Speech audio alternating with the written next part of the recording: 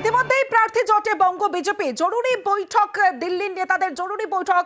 সুকান্ত শুভেন্দুকে দিল্লিতে তলব করা হয়েছে ইতিমধ্যেই প্রার্থী জোটে বঙ্গ বিজেপি। কারণ আমরা জানি যে ভোট ঘোষণার আগেই বঙ্গের প্রথম 20 জনের প্রার্থী তালিকা প্রকাশ করলেও বাকি প্রার্থী তালিকা এখনো পর্যন্ত বিজেপি প্রকাশ করেনি।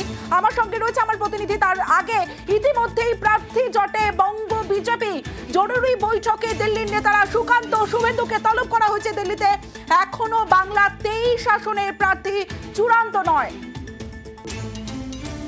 সরাসরি চলে যাবো, ভেঙ্কটেশ্বর লাইনে রয়েছে আমার সঙ্গে। ভেঙ্কটেশ্বরের সঙ্গে কথা বলবো। ভেঙ্কটেশ্বর, এর আগে আবিরের সঙ্গে যখন কথা বলছিলাম যে তৃণমূল ইতিমধ্যে 42টি লোকসভা কেন্দ্রের প্রার্থী ঘোষণা করে দিয়েছে, ফলে এখনো পর্যন্ত বিজেপি, বাম, কংগ্রেস যেহেতু পুরো প্রার্থী তালিকা ঘোষণা করেনি, কটাক্ষ এবং অ্যাডভান্টেজ তৃণমূলের।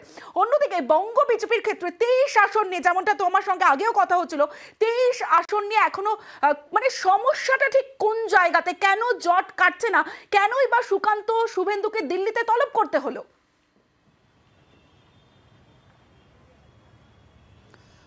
দেখো, তুমি জানো যে এখনো পর্যন্ত 23টি কেন্দ্রের, রাজ্যের 42টি লোকসভা কেন্দ্রের মধ্যে 23টি কেন্দ্রের এখনো পর্যন্ত প্রার্থী ঘোষণাই করে উঠতে পারলো না বিজেপি নেতৃত্ব।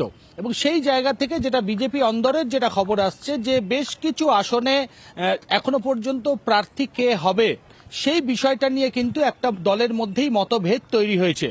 এবং সেই মতভেদ কোনো অবস্থাতেই কাটছে না। বেশ কিছু কেন্দ্র, যেমন আমরা মেদিনীপুর যদি বলে থাকি বা ব্যারাকপুর যদি বলে থাকি, সেই সমস্ত কেন্দ্র, একাধিক কেন্দ্র, জলপাইগুড়ি, এরকম একাধিক কেন্দ্রে এখনো পর্যন্ত প্রার্থী কে হবেন সেই নিয়ে কিন্তু দলের অন্দরেই নানান মতভেদ তৈরি হয়েছে। এবং সেই জায়গায় দাঁড়িয়ে যেহেতু একেবারে তুমি জানো যে তৃণমূল কংগ্রেসের 42টি প্রার্থী, 42 জন প্রার্থীর একসঙ্গে তালিকা প্রকাশের আগেই কিন্তু বিজেপির পক্ষ থেকে 19 জনের প্রার্থী তালিকা ঘোষণা করা হয়েছিল। যদি 20 জন করা হয়েছিল, পরে একজন তিনি দাঁড়াবেন না ভোটে। আসানসোল কেন্দ্র থেকে পবন সিং বলেন যে তিনি ভোটে দাঁড়াবেন না। ফলে এখনো পর্যন্ত সেই 23 জনের প্রার্থী কিন্তু চূড়ান্ত করে উঠতে পারেনি। এবং সেই জায়গায় দাঁড়িয়ে কেন্দ্রীয় নেতৃত্ব ইতিমধ্যেই, রাজ্য নেতৃত্ব, বিশেষ করে বিজেপি রাজ্য সভাপতি সুকান্ত মজুমদার, বিরোধী দলনেতা শুভেন্দু অধিকারীদের দিল্লিতে তলব করেছেন।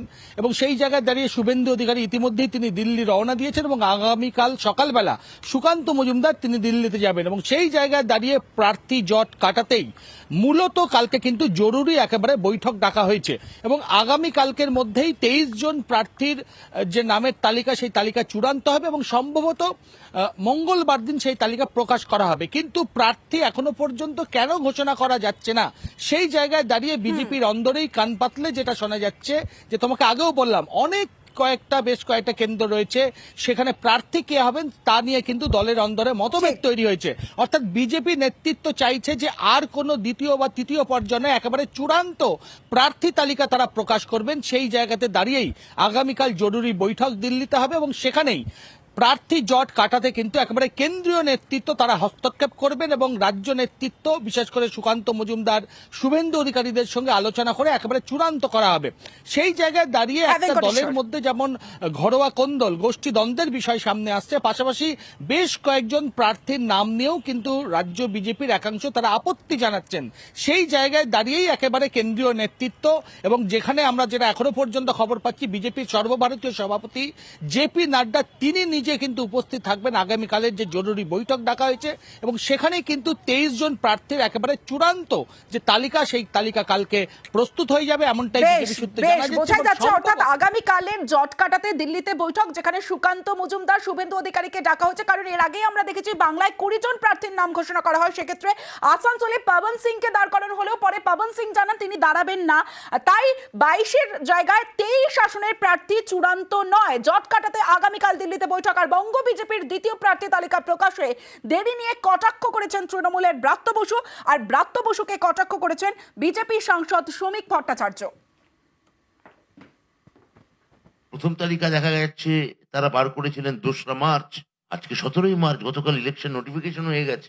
আর বাকি প্রার্থীদের নাম, তোমাদের নাম নাই, তোমাদের নাম কোথাও দেখা নাই। নাম প্রকাশ করতে এত বিলম্ব হচ্ছে কেন? তমলুকে সিট নিয়ে কাজিয়া হচ্ছে, কে দাঁড়াবে ফাইনালি, না দমদমে নাকি উত্তর কলকাতায়? আপনারা বলেছিলেন যে আপনাদের 42 জন তালিকা প্রার্থী রেডি আছে, ভোটের নোটিফিকেশন হবে কি আমি সঙ্গে সঙ্গে বার করে দেবো। তা প্রার্থীদের নাম দিন, আমাদের সঙ্গে ভোটে লড়তে আসুন।